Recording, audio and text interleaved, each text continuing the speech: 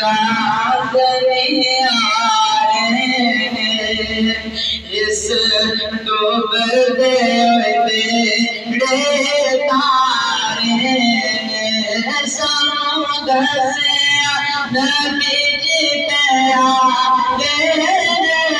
پڑھیے لا الہ الا اللہ اٹھ جائے جمعی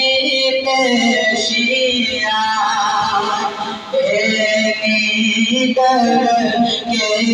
گمد سیا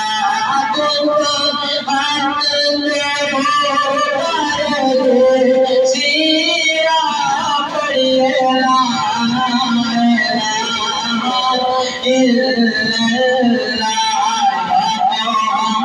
محمد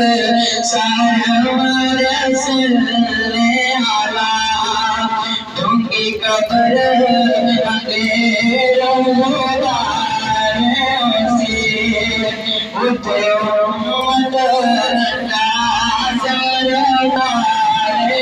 سے کلمت تیرا سے پڑھیے لا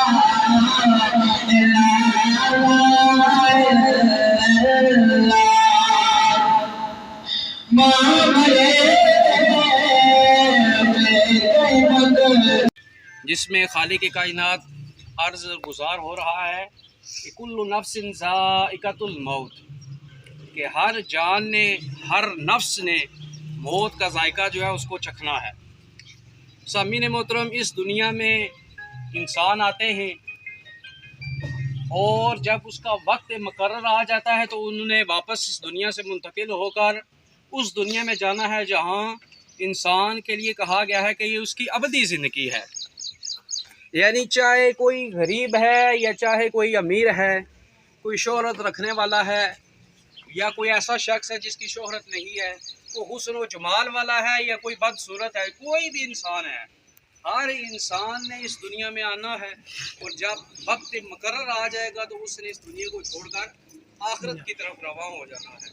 کیونکہ موت کی ایک ایسی اٹل حقیقت ہے جس سے کوئی انسان بچ نہیں سکتا۔ قرآن میں سورۃ النساء میں آیت میں رب تعالیٰ ارشاد فرماتا ہے کہ وَلَوْ كُنتَ فِي بُرُوجٍ مُشَيَّدَةٍ، یہ موت ایک ایسی اٹل حقیقت ہے، چاہے آپ جہاں کہیں بھی چھپ جائیں، سب سے سخت قدوں میں چھپ جائیں، پھر بھی یہ موت آپ کو آ کر پکڑ لے گی، اس سے کوئی انسان بچ نہیں سکتا۔ جیسا کہ ہمارے سامنے ایک میت ہے، یہ ہمارے لیے سب سے بڑی نصیحت ہے کہ ایک وقت تھا اس دنیا میں یہ تھے، انہوں نے زندگی جس طرح گزاری، جب کھانا تھا کھایا، جب پینا تھا پیا، جو وقت مقرر پر جو چیزیں تھیں وہ سب انہوں نے کی، لیکن آج یہ وہ وقت آ گیا ہے کہ جس مقصد کے لیے اس دنیا میں ان کو بھیجا گیا تھا آج ان کا حساب و کتاب ہونے والا ہے، کہ رب تعالیٰ نے فرمایا کہ وَمَا خَلَقْتُ الْجِنَّ وَالْإِنسَ إِلَّا لِيَعْبُدُونَ، کہ ہم نے انسانوں کو اور جنوں کو صرف اور صرف اپنی عبادت کے لیے پیدا کیا ہے۔ تو رب تعالیٰ نے جب اس دنیا میں ہمیں بھیجا ہے اور پھر ہم یہاں سے واپس جانے والے ہیں، جیسا آج یہ چلی گئی ہیں، تو اس دنیا میں ان کا تعلق اب ختم ہو چکا ہے۔ کریم نبی علیہ السلام نے فرمایا کہ جب انسان دنیا سے چلا جاتا ہے تو تین ہی ایسے اس کے اعمال ہیں جو رہ جاتے ہیں اور باقی سب کچھ میں آ جاتا ہے۔ فرمایا کہ سب سے پہلی چیز وہ ہے جو انسان اس دنیا سے تو چلا جاتا ہے لیکن جو اس کے ساتھ ساتھ رہتی ہے اس کے ساتھ قبر تک، فرمایا وہ صدقہ جاریہ ہے۔ اگر دنیا میں رہتے ہوئے ہم نے وہ اچھا کام کیا ہے تو وہ اس کا اجر ہمیں بعد میں ملتا رہے گا، یعنی کہ کسی شخص نے کوئی اچھا کام کر دیا، کوئی زمین کسی کو لے کر قبرستان کے لیے دے دی یا ایسا کوئی اچھا کام کر لیا جو اس کے بعد میں کسی نے استعمال کیا تو ان کے لیے وہ فائدہ بن جائے گا۔ جیسے یہ آپ کے سامنے ایک درخت لگا ہے تو یہ بھی کسی نے صدقہ جاریہ کیا ہے، انشاءاللہ ایک وقت آئے گا یہ پھلے گا تو اس کے سائے میں جتنے لوگ رہیں گے تو رب تعالیٰ اس کے تصدق سے ان کے لیے اجر والا سامان پیدا کرے گا۔ دوسرا فرمایا کہ نیک اعمال، اچھے اعمال اگر انسان نے کیے، اس نے علم حاصل کیا تھا، دوسروں تک اس کو پہنچایا، تو فرمایا یہ چیز اس کے لیے فائدہ مند ثابت ہوگی۔ نمبر 3 جو فرمایا کہ اگر ان کی نیک اولاد ہے، اگر ان کی اچھی اولاد ہے تو وہ انہوں نے اگر اچھی ان کی تربیت کی تھی، وہ ان کے لیے قرآن پاک پڑھیں گے، نماز پڑھیں گے، باقی اچھے اعمال کریں گے، تو فرمایا کہ یہ بھی ان کے لیے اجر ہے۔ تو یہ 3 ایسی چیزیں ہیں جب انسان دنیا سے چلا جاتا ہے، لیکن یہ 3 چیزیں ساتھ ہی انسان کے رہتی ہیں قبر تک، اور قبر سے پھر آگے حشر تک، اور یہی 3 چیزیں انسان کو فائدہ دینے والی ہیں۔ تو وقت تقریباً ہو چکا ہے، تو 2-3 چیزیں میں آپ کے سامنے گوش گزار کرنا چاہتا ہوں۔ سب سے پہلی چیز، اکثر دیکھا جاتا ہے کہ ایسا ہوتا ہے کہ کوئی شخص اگر کسی کو تکبیر کی، یعنی کہ جب پہلی تکبیر ہے اس میں سے اگر ثنا جو ہم پڑھتے ہیں، اگر کسی کو وہ ثنا نہیں جو نماز جنازہ کی ہی ہے، ٹھیک ہے جی، جس پر اینڈ پر آپ نے پڑھنا ہے وجہ اللہ سنا کا ولا الہ غیرہ، اگر یہ نہیں کوئی پڑھ سکتا تو کوئی ضرورت نہیں ہے، آپ صرف وہی ثنا پڑھ سکتے ہیں جو ہم نماز کے اندر پڑھتے ہیں، ٹھیک ہے جی، یہ یاد رکھ لیں۔ نمبر 1 چیز۔ نمبر 2، درود شریف جو ہے وہ درود شریف جو اسپیشلی نماز جنازہ کے لیے ہے، کما صلی اللہ علیہ وسلم تو مبارک تھا، اگر آتا ہے تو بہت اچھی بات ہے، اگر نہیں تو درود ابراہیمی آپ پڑھ سکتے ہیں۔ نمبر 3، نماز جنازہ کی جو تیسری دعا ہے، اللہم اغفر لحینا و میتنا، اگر آتی ہے تو بہت اچھی بات ہے، یہی پڑھے۔ حضور علیہ الصلوۃ والسلام نے مسلم شریف میں فرمایا، ابو ہریرہ مروی ہے کہ حضور علیہ الصلوۃ والسلام اسی دعا کو پڑھتے تھے، لیکن اگر نہیں آتی تو ضروری نہیں کہ یہ آپ غلط پڑھ لیں، آپ کو چاہیے کہ آپ پڑھ لیں ربنا آتنا فی الدنیا حسنہ وفی الآخرۃ حسنہ، دعائیں جو ہے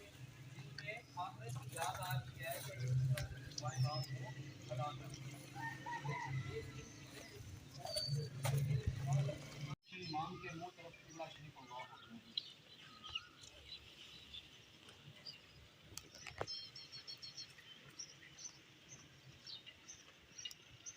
اللہ اکبر۔ مولانا محمد وعلى آل سيدنا ومولانا محمد مبارك وسلم وصلي عليه